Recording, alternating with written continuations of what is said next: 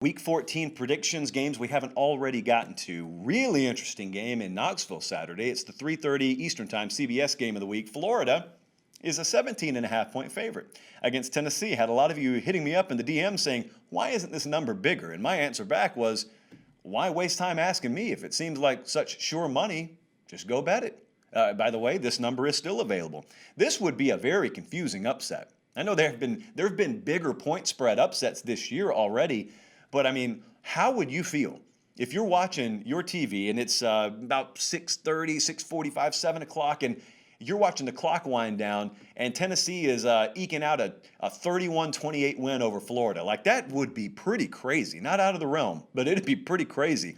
Two 2020 hard trends that have to be bucked for that to even enter into the possibility in Saturday's college football action is, number one, Tennessee on third down. You can either remember their whole season in which they've been horrible. In fact, where is it at? Yeah, they've been 14th in the dead last in the SEC in third down success offensively. Or you can just go back to the last game you played, and that was Auburn. You could say, well, we were 60% on third down that day. Now, as it turns out, it doesn't really matter how many third downs you convert if you throw pick sixes in the red zone. So you want to avoid that. That's a whole separate trend, the picks and whatnot, that I'm not even going to entertain right here. Secondly, the guy that threw that pick six against Auburn, probably not starting at quarterback. Probably going to be Harrison Bailey. Jarrett Guarantano is, for varying reasons, probably not your starter here. And so Harrison Bailey, you know what he needs to do for them to have a shot Saturday is he needs to have a little JT Daniels in him. He needs to come out and exceed expectation, just the way JT Daniels did in that Mississippi State game for Georgia. Now, it turns out they needed every single one of those first downs and every single one of those big throws from Daniels, just as Tennessee would need from Bailey Saturday night. But here's the problem. The Florida defense, while they're not exactly, top three caliber all of a sudden, they are not playing as poorly as they did in the early portion of the year. Now, here's what the counter to that would be. The counter would be, yeah, but how do you know? They've only played Vandy and Kentucky as of late. That's fair. That's why they play the games, though. So we'll find out one way or the other if they're posers, maybe Saturday night, probably more likely down the road a little ways in Atlanta and beyond. But I just don't think Tennessee defensively has any answer for this passing attack. And for that matter, I don't think many teams do. But the difference is, maybe, and this is all capitalized letters here, maybe Tennessee puts together a run game, kind of like they did against Auburn. They ran the ball very well against Auburn. It's just the turnovers deemed that irrelevant. But maybe if you do that and you shave off some Florida possessions and your pass rush has been good at times. Tennessee's pass rush has been able to generate some pressure at times. But maybe they force some turnovers. Maybe all of a sudden it's Tennessee that's the beneficiary of the turnover margin. And then Harrison Bailey, like I said, pops a performance that exceeds your expectation level. These are so many things that would have to go right. And to be honest with you, I'm not calling them to go right. But what I think is a combination of some of that is going to happen enough to where Florida's going to win this game. Got a lot of confidence in that. But for some reason, I keep coming back to Tennessee plus 17.5, just being able to sneak in that thing. And so I'm going to take Florida to win. I'm going to take the Vols to cover. That is certainly not me advising you to wager any actual money on that. Let's move on to Clemson, 22-point favorite on the road against Virginia Tech. It's a 7:30 Eastern kickoff on ABC. This Florida-Tennessee game and this Clemson-Virginia Tech game, when the updated schedules came out, one thing and one thing only came into my mind. I looked at the calendar, and I saw that it said, December 5th, Blacksburg, Virginia, Knoxville, Tennessee. Turns out weather's going to be okay. Now, the kickoff temperature for this game, this Clemson game, is going to be in the upper 30s, and the Florida-Tennessee game, upper 40s. And that's not ideal for Southern teams, but could be a lot worse. They could have been playing in Knoxville last week when there was snow all over the place. Selfishly, I was kind of hoping to see that. And so likewise, here at Virginia Tech, it looked like maybe some precipitation in the forecast earlier in the week. At the moment, not so much. Our late kick forecast has this at, upper 30s, mostly clear, so oh well. Still going to be cold, still going to be able to see each other's breath. Transitive property special. Don't talk a lot of transitive property here. When we do, it's sarcasm. But a lot of people believe in the transitive property, which means if A beat B, but B beat C, then what does that mean when C faces A? Well, let's make it a little bit more granular in detail here. Clemson, the last time you saw them, they were busy beating Pitt into an ever-loving coma. And why do I mention Pitt? Well, if you believe in the transitive property, do you know what happened when Pitt played this Virginia Tech team? Pitt hung, where's the number? 556 total yards of offense on Virginia Tech. So you might wonder, well, why isn't it Clemson minus 42 instead of 22? Hey, to be honest, this number doesn't make a whole lot of sense to me. Our model likes Clemson heavily this week. It's very simple for Brent Venables, defensive coordinator there at Clemson, who has his name on the periphery of some of these coaching searches, by the way. But I'm not talking about that tonight. What I am talking about is there's this number. It's one of the most popular stats in all of Virginia Techdom right now. The number is 260. When they have surpassed the 260-yard rushing mark, they're undefeated. When they haven't surpassed it, they're winless. I got a hard time seeing them run for over 260 yards on Clemson Saturday night. Not that that would be an automatic win by any stretch, but I've dragged it on long enough. Clemson's going to win this game. I think they're going to win it going away. And that will set up a very uncomfortable end of the season against Virginia for Justin Fuente and Virginia Tech. They hadn't won a game in a long time. It's not comfortable up there at all for him right now. That's another place I would probably lean towards expecting a change to happen. The thing about all these coaching changes is, what's the market? All of a sudden, you got a bunch of these rumors. South Carolina's already done it. Texas maybe. Virginia Tech maybe. Well, the question is, where are you going? You got demand. There's more demand by the day. Where's the supply? Just an interesting sidebar. How about Oklahoma State? They're favored by anywhere from 1 to 2.5 points, depending on where you look. They're playing at TCU. It's an early kickoff, noon Eastern time, 11 local time there on ESPN2 Saturday. Oklahoma State is still alive. I don't know how many of you realize this.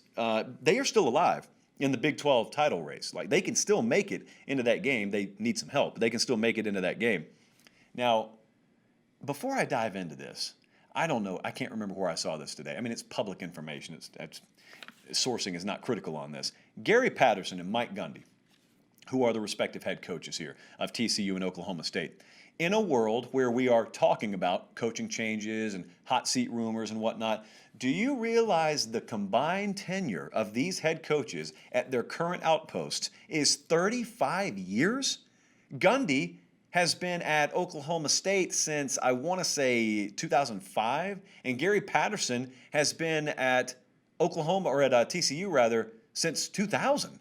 So this is a long time, man. Those are by far the two longest tenured head coaches in the Big 12. Chuba Hubbard last week for Oklahoma State was announced that he wasn't going to play. I think he opted out, actually. Was it injury or opt-out? Either way, he wasn't in. And there was a lot of panic. We had Oklahoma State minus the points, and I made sure to tweet out, no, this doesn't back us off our pick at all. Because we have confidence in Desmond Jackson.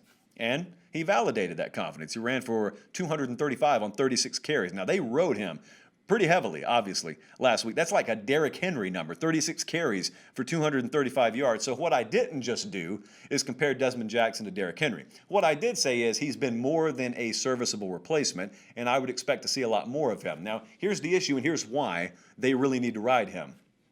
As good as their offense has been, Oklahoma State's, what they were known for early in the year, defense, has not been there as of late. They've given up points, they've given up yards, and TCU will be more than happy to cash in on that. So when you want to talk about the importance of shaving some possessions off, you run the ball and bleed some clock, shave some possessions from TCU and get yourself a win here. Our model really leans heavily towards Oklahoma State. It's one of our best bets of the week. I already handed that out. We're going to take Oklahoma State to win. We're going to take the Cowboys to cover anything under 3, actually. The next game up, and this is one I have very, very strong interest in, potentially a vested interest before kickoff Saturday. Indiana at Wisconsin. Wisconsin's a 14-point favorite. It's a mid-afternoon kickoff. It's 3:30 Eastern Saturday on ABC. I get the sense a lot of people are very drunk on 2 results. The first is, it feels like a long time ago now. It wasn't that long ago. It was that opener. I think it was a Friday night opener for Wisconsin when they just boat raced Illinois. And then they did the exact same thing to, what used to be Michigan. It was like a shell of Michigan, and they just went and they beat on it for 3.5 hours. And they were blowout wins, and it really inflated a lot of people's sense of Wisconsin. And then Northwestern held them to 7 points. And they turned the ball over a ton, and all of a sudden they looked so disjointed and out of sorts. And, well, which team is the real Wisconsin? Like, that's what everyone was left asking. And now they're 14-point favorites against Indiana. And when I say that, I think a lot of you may think I'm unaware that Michael Penix is out for the year. That's the quarterback for Indiana. And I am totally aware of that. I was just talking to Bud Elliott today, and I told him, for the record, he agreed. But I told him, man, is it just me, or has the market really overcorrected for this Penix injury? He's a very good player. I mean, he's been the heart and soul of their offense so far this year. But man, they got a pretty talented backup quarterback there in Tuttle. A former four-star guy. I know a lot of people in Indiana circles have talked about it all week. I don't know that nationally it's been a big talking point, but we have a long history on this show of finding teams whose quarterbacks are out for the year and then betting on those teams the following week, because the market almost always overcorrects. No one in their right mind ever wants to put money on a team whose quarterback just got knocked out for the year. Well, we're probably going to do it this week. I'm certainly, with all due respect to Wisconsin, I'm certainly taking the Badgers to win. I think the number's way too inflated, though, so we're going to roll pretty confidently with Indiana plus the 2 touchdowns. Wouldn't be surprised at all if we end up putting this out as an official play. So on a related note, you'll want to follow me on Twitter for that, @LateKickJosh. Final game that got added about 15 minutes ago, BYU is, Brigham Young. I can't round that Y. So Brigham Young, -10 at Coastal Carolina. Yes, friends, it's happening. I don't know that the equipment truck has arrived yet, probably somewhere in Arkansas, but they're on their way. It's a 4:30 kickoff, ESPNU. Not a long breakdown on this game. However, I'm starting to lean very heavily towards the Cougars there. There are a lot of A-level parts, A-level components to their game. They got an A-level quarterback, probably a future first-round quarterback. A lot of you have watched him already. If you haven't watched him, I would encourage you, take some time. 4:30 game here, just carve out some time. Watch a quarter and a half. Very, very talented pieces, quarterback and otherwise, on this team. Offensive line, defensive line, they've both been phenomenal. They got a dynamite run game. There are just a lot of elements that are very hard to stop about Brigham Young. And I don't necessarily know, with all due respect to Jamie Chadwell and what he's done there at Coastal, I don't necessarily know what's happening in Myrtle Beach Saturday either. So we're going to take Brigham Young to win.